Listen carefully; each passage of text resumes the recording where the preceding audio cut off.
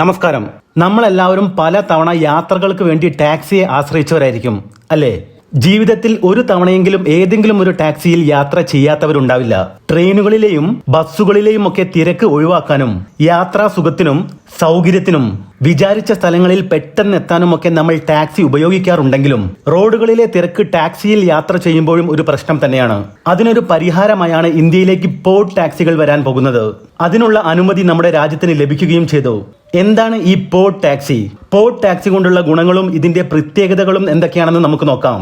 Welcome to my channel under the stars. എന്റെ പേര് ശ്യാം വിഷ്ണോത്ത്. ഞാൻ ഇതിൽ കാണിച്ചിരിക്കുന്ന പോഡ് ടാക്സിയുടെ വീഡിയോ നിങ്ങളുടെ റെഫറൻസിന് വേണ്ടി മാത്രമുള്ളതാണ് കേട്ടോ. PRT എന്നാണ് പോഡ് ടാക്സികളെ പറയുന്നത്. അതായത് പേഴ്സണൽ റാപ്പിഡ് ട്രാൻസിറ്റ്. ഹൈവേകളിലും തിരക്കുള്ള റോഡുകളിലുമെല്ലാം യാത്ര ചെയ്യാൻ സാധിക്കുന്ന ഓട്ടോമാറ്റിക് ഇലക്ട്രിക് വാഹനമാണ് ഈ പോഡ് ടാക്സി.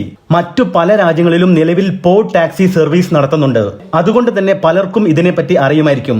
ഇന്ത്യയിൽ ആദ്യമായി ഉത്തർപ്രദേശിലെ നോയിഡ എന്ന സ്ഥലത്താണ് പോഡ് ടാക്സികൾ കൊണ്ടുവരാൻ പോകുന്നത്. ജവാറിലെ നോയിഡ അന്താരാഷ്ട്ര വിമാനത്താവളത്തിൽ നിന്നും ഫിലിം സിറ്റി വരെയായിരിക്കും തുടക്കത്തിൽ പോഡ് ടാക്സികൾ സർവീസ് നടത്താൻ തീരുമാനിച്ചിരിക്കുന്നത്. ഇന്ത്യയുടെ ആദ്യത്തെ പോഡ് ടാക്സി പദ്ധതിയുടെ പുതുക്കിയ DPRനും ബിഡ് ഡോക്യുമെന്റിനും അംഗീകാരം ലഭിച്ചിട്ടുണ്ട്. സർക്കാരിന്റെ അനുമതി ഉടനെ ലഭിക്കുമെന്നും ലഭിച്ചാൽ ഉടൻ എത്രയും പെട്ടെന്ന് തന്നെ ഇതിന്റെ പണി തുടങ്ങുമെന്നുമാണ് റിപ്പോർട്ടുകൾ സൂചിപ്പിക്കുന്നത്. നേരത്തെ പറഞ്ഞതുപോലെ ഇലക്ട്രിക്കിൽ പ്രവർത്തിക്കുന്ന പോഡ് ടാക്സിക്ക് ഡ്രൈവറിന്റെ ആവശ്യമില്ല. പോഡ് ടാക്സികൾക്ക് വേണ്ടി പ്രത്യേകം നിർമ്മിച്ച ട്രാക്കുകളിലൂടെ മാത്രമായിരിക്കും ഈ വാഹനം സഞ്ചരിക്കുന്നത്. അതുകൊണ്ട് തന്നെ സാധാരണ ടാക്സികളിൽ സഞ്ചരിക്കുമ്പോൾ റോഡുകളിൽ നമ്മൾ അനുഭവിക്കുന്ന തിരക്ക് ഒഴിവാക്കാൻ സാധിക്കും. ഒരു നിശ്ചിത സ്പീഡിലാണ് ഈ പോഡ് ടാക്സികൾ സഞ്ചരിക്കുന്നത്. ഓരോ സ്റ്റേഷനുകളിലും പോഡ് ടാക്സി നിർത്തി ഓട്ടോമാറ്റിക്കായി ഡോർ തുറന്ന് ആളുകൾ ഇറങ്ങി അതിനുശേഷം നിശ്ചിത ആളുകൾ കയറിയാൽ ഡോർ അടയും. ഈ പോഡ് ടാക്സികൾക്ക് നിശ്ചിത സ്പീഡ് ആയതുകൊണ്ട് തന്നെ ഒരു ട്രാക്കിലൂടെ തന്നെ എത്ര ടാക്സികൾക്ക് വേണമെങ്കിലും സഞ്ചരിക്കാം. അതേപോലെ ഈ ടാക്സികൾ സഞ്ചരിക്കുന്നത് ടയറുകളിൽ ആയതുകൊണ്ട് തന്നെ ട്രാക്കുകൾ മാറുന്നത് സാധാരണ റോഡിലൂടെ ഓടുന്ന വണ്ടികൾ റോഡ് മാറുന്നത് പോലെ തന്നെയാണ്. നോയിഡ വിമാനത്താവളം മുതൽ ഫിലിം സിറ്റി വരെയുള്ള 14 കിലോമീറ്ററിലാണ് പോഡ് ടാക്സി സർവീസ് നടത്താൻ പോകുന്നത്. 12 സ്റ്റോപ്പുകളാണ്, അതായത് 12 സ്റ്റേഷനുകളാണ് ഈ 14 കിലോമീറ്ററിനുള്ളിൽ ഉള്ളത്. സർക്കാരിന്റെ കണക്കനുസരിച്ച് നോയിഡ വിമാനത്താവളം മുതൽ ഫിലിം സിറ്റി വരെ പോഡ് ടാക്സി ഉപയോഗിക്കാൻ കുറഞ്ഞത് 37,000 യാത്രക്കാർ ഉണ്ടാവുമെന്നാണ്.